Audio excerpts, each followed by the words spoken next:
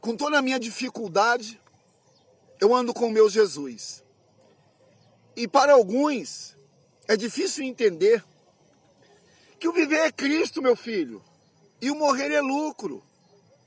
Muitos estão com medo do vírus e da pandemia, mas está esquecendo que o juízo virá sobre toda a terra. E não vai ser máscara, não vai ser distanciamento social, não vai ser.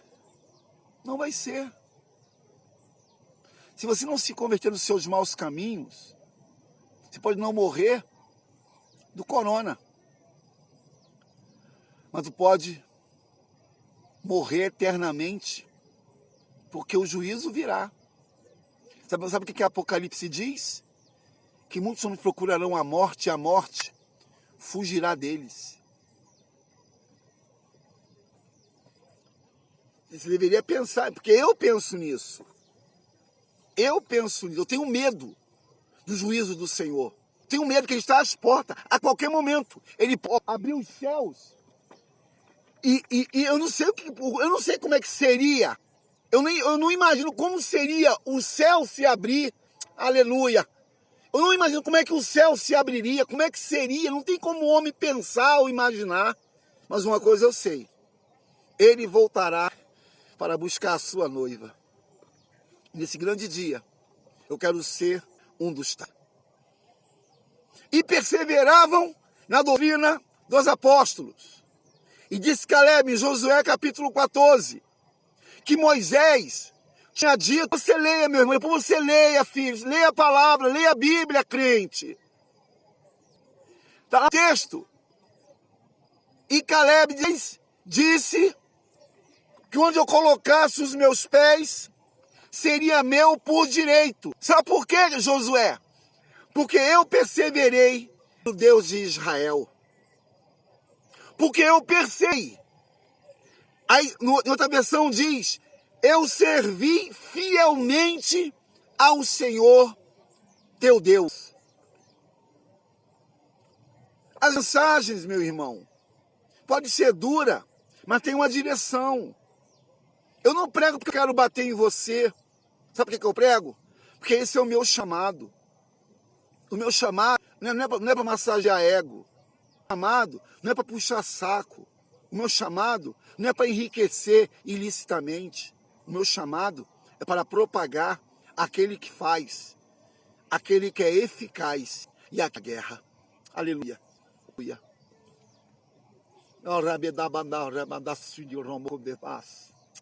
Aleluia. 18 horas e 5 minutos. É boa noite, meu irmão. E agora? Daqui a pouquinho é dia 30. Daqui a pouquinho, né? Dia 30. Quinta-feira, dia 1º.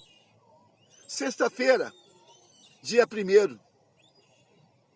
E aí? Acabou o ano.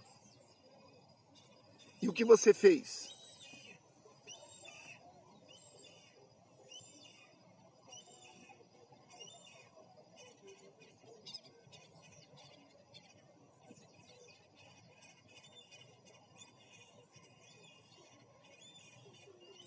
Todo ser que respira, louve ao Senhor.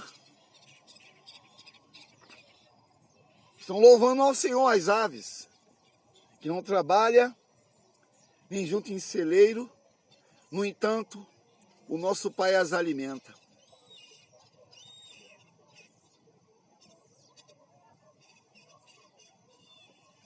E perseveravam na doutrina dos apóstolos. Por que havia perseverança? Porque a palavra mexia com a estrutura. A palavra trazia à existência aquilo que não existe. Por que havia perseverança na doutrina? Aí muitos pensam que doutrina é costume. Muitos pensam que doutrina é manipular. Muitos pensam que doutrina é ficar debaixo da asa.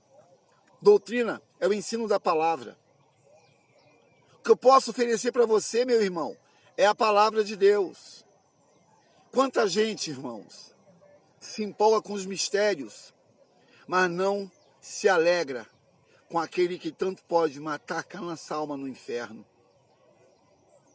Quantos irmãos estão esquecendo que Jesus está voltando e ele vem buscar a sua noiva?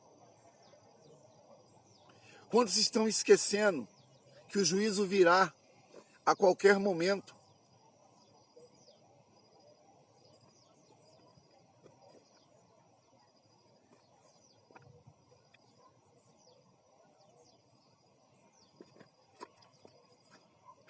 Por que havia perseverança na igreja primitiva? Por que hoje tantos desanimados, tantos caídos, tantos frustrados? Meu irmão, minha irmã, quando Gideão tinha 32.000, Deus falou assim, ó, tem muita gente aí, mande que os covardes voltem para casa. E Paulo fala isso, Deus não nos deu um espírito de covardia, mas de poder e de temor. E hoje quantos irmãos? Irmãos, ainda bem que Deus me sustenta a cada manhã que se levanta. Ainda bem que Deus me sustenta a cada pôr do sol e a cada inclinar do sol. 6h15. Estou aqui porque eu tenho que agradecer o meu Senhor. Esse papo é um papo cabeça, crente. É para te levantar, não é para te derrubar. Publique esse vídeo com quem está talvez desanimado, caído, sem direção. Seja um evangelista. Quantos quer o título, tendo a ferramenta para fazer a obra? Quantos quer o posto? Quantos quer o nome?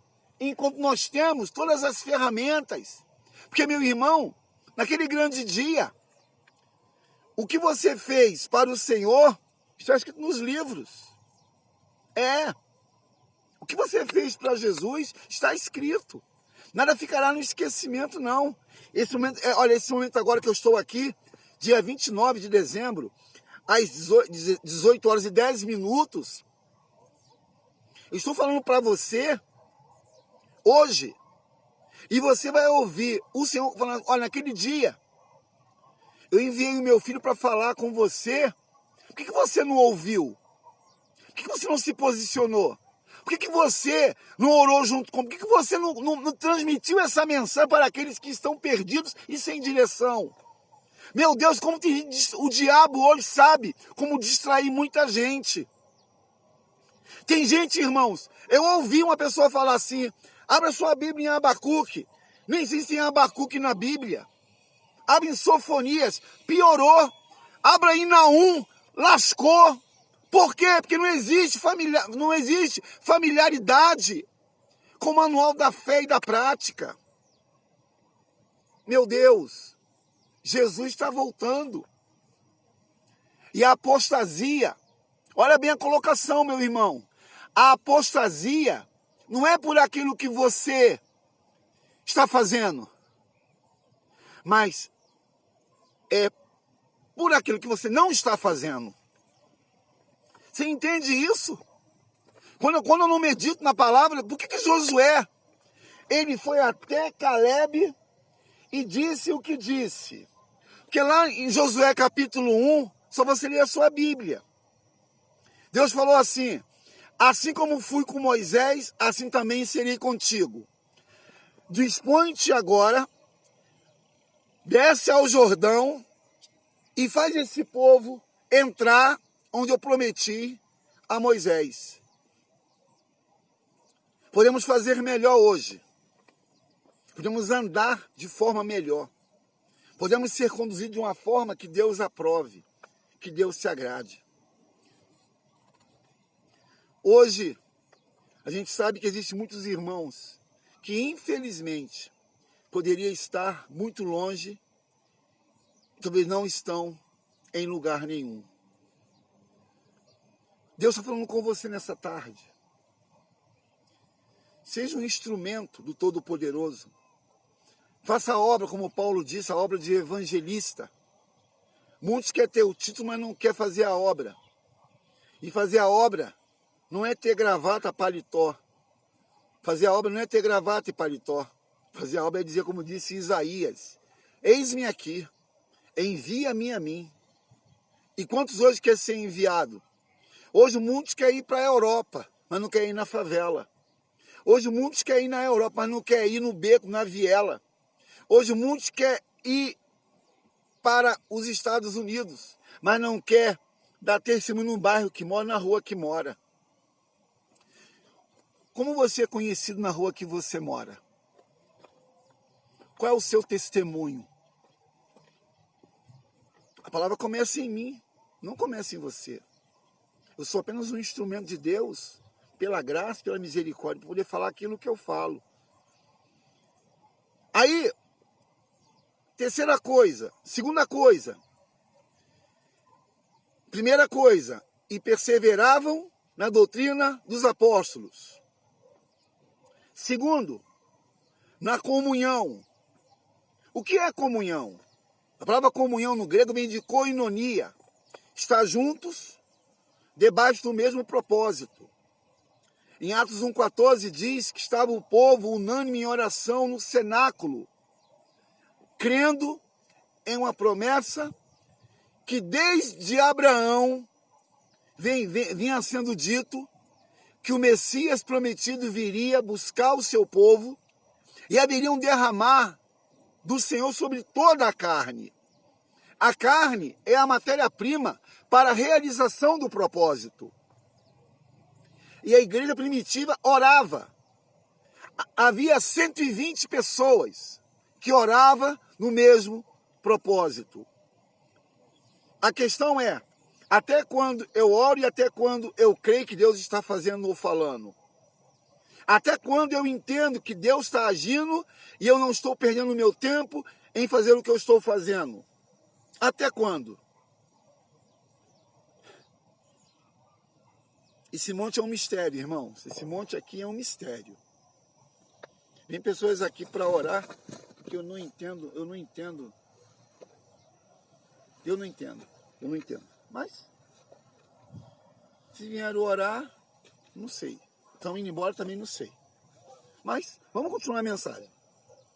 6:15. Então, o que o povo estava fazendo? Que você deveria fazer? Você observou que... Eu estava lendo ontem um artigo sobre a Constituição americana, devido a esse problema aí de pandemia, de distanciamento. Interessante que um dos governadores queriam intervir nas igrejas, impedindo o povo de cultuar o Senhor. Só que tem uma coisa na Constituição americana chamada Primeira Emenda Constitucional. É igual o inciso 5 da nossa Constituição, que diz sobre a igreja: é um órgão inviolável, é um órgão que não pode haver interferências estaduais, municipais, nem federais. Só que nos Estados Unidos a Constituição ela é obedecida, porque a Constituição foi através de pessoas, de pesquisa, de pessoas com convicção, que escreveu como deveria funcionar os Estados Unidos, desde quando organizou as 13 colônias. E o governador queria interferir na igreja. Aí bateu de frente com quem? Com a Constituição, com a primeira emenda constitucional, que diz sobre a igreja, sobre o culto, sobre o templo, sobre a obra. E por causa disso, não pôde interferir na ação da igreja naquele lugar. E no Brasil? Deveria ser igual. Sabe por que os americanos é uma nação próspera? Porque eles têm uma definição do que eles são, do que eles têm, de quem eles servem. Brasil, infelizmente, foi colonizado por Portugal e trouxe consigo os seus costumes, maus costumes e problemas. A nossa Constituição, ela é uma Constituição da Venezuela. A base da nossa Constituição é da Venezuela. É isso mesmo, acho que é da Venezuela, acho que é Venezuela mesmo. A nossa Constituição, ela tem assim, no seu conteúdo, uma visão bolivariana. Foi Bolivar, presidente da Argentina ou Venezuela. Tô aqui em dúvida, mas é Argentina e Venezuela. Ou seja, não quero te dar aula de história, não. Estou pregando a palavra de Deus para você nessa noite. Por que lá nos Estados Unidos as pessoas bateram de frente e a igreja funcionou normal? Por que na Europa já houve esses problemas de lockdown, de fechar o templo, de fechar a igreja? Por que no Brasil a dificuldade dos líderes evangélicos entender que tem que haver uma posição da igreja? E hoje, irmãos, quantos não sabem o que são? Um certo jornalista, há muitos anos, Eduardo Mascarenhas, ele já é falecido há muito tempo, ele era até jornalista e filósofo. Ele disse o seguinte: se a igreja soubesse o poder que ela tem, ninguém faria o que faz com essa nação. Um cara que não é crente, um cara que não crê no Deus que os crentes crê, dizer o que muitos crentes não diz. Aonde começa o governo de Deus? No templo ou na minha casa? Na minha casa. Se a minha casa não tem um governo de Deus, como que no templo vai ter governo de Deus? Aí você não vai gostar. Aí você vai se magoar. Sabe por quê? Porque falar aquilo que te convém é muito fácil, é muito prático. Só que eu não falo aquilo que eu quero, irmãos. Eu não falo aquilo que eu quero. Eu queria muito falar uma palavra para você para te agradar. Mas aí eu vou desagradar aquele que eu estou obedecendo. E disse Pedro, lá em Atos, capítulo 4, Pedro disse: o que é melhor? Obedecer a Deus ou aos homens? E eu te pergunto, o que é melhor? Obedecer a Deus ou aos homens? Eu prefiro obedecer a Deus. Eu não sei como é que você está hoje. Se você é inscrito no meu canal, se você ouve a mensagem que eu publico e entende aquilo que o Senhor diz, compartilhe essa mensagem, dê o like de joinha. Irmãos, aperta lá no sininho. Sabe por quê? Quando você aperta no sininho, o que o youtuber entende? Que a mensagem é de relevância. Quando você compartilha a minha mensagem, você está também divulgando o Evangelho de Jesus. Será que você não aprendeu isso ainda não? Será que você não entendeu ainda que a visualização mais o compartilhamento da mensagem é a divulgação do Evangelho de Jesus? Talvez você não seja interessado em fazer a obra, mas se você é inscrito no meu canal, divulgue, evangelize, compartilhe, porque alguém precisa ouvir essa mensagem, como você está ouvindo agora nessa tarde. O nosso ministério aqui em Belo Horizonte tem um único objetivo: pregar o Evangelho. Não é um Evangelho convencional, é um Evangelho de poder. Deus, Ele quer usar os seus, quer usar você, quer usar você. Então fala como falou Isaías: se não tem quem vá, envia-me a mim. eis-me aqui. Se não tem quem vá, eu me apresento, Senhor. Eu estou aqui nessa noite, porque eu amo meu Senhor. E eu sei do que Ele é capaz de fazer com a minha vida, através da minha obediência. Eu pago um preço por aquilo que eu acredito. A igreja tinha palavra, comunhão, parte do pão e oração. A igreja sabia muito bem o que estava ouvindo. A igreja sabia muito bem o que estava recebendo. Ensino, comunhão. Comunhão é estar junto. Parte do pão. O que a igreja tinha, ela compartilhava.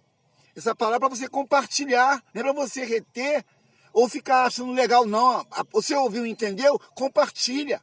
Porque o pão é multiplicado quando você multiplica. Você é o multiplicador do pão. O que está na sua mão? Um vídeo com uma mensagem? Compartilhe. Ah, mas o fulano não vai entender. Não tem que entender. O fulano não tem que entender. O fulano tem que receber o que você talvez queira receber. A mensagem é dura, mas a palavra é de Deus. E essa palavra é que liberta, que transforma, que muda a história e que nos dá a vitória. Que nessa tarde você seja um instrumento da glória e da graça de Deus. Que o Espírito Santo possa continuar falando ao seu coração, à sua vida. Hoje, dia 29 de dezembro, 18h25. Compartilhe essa mensagem. Evangelize. Seja um instrumento vivo do Deus vivo. Eu desejo a você que em 2021 seja um ano profético, um ano de realizações, e que você sirva ao Senhor com fidelidade. Que Deus abençoe. Shalom Adonai. Tchau, tchau. Deus abençoe. Paz do Senhor Jesus.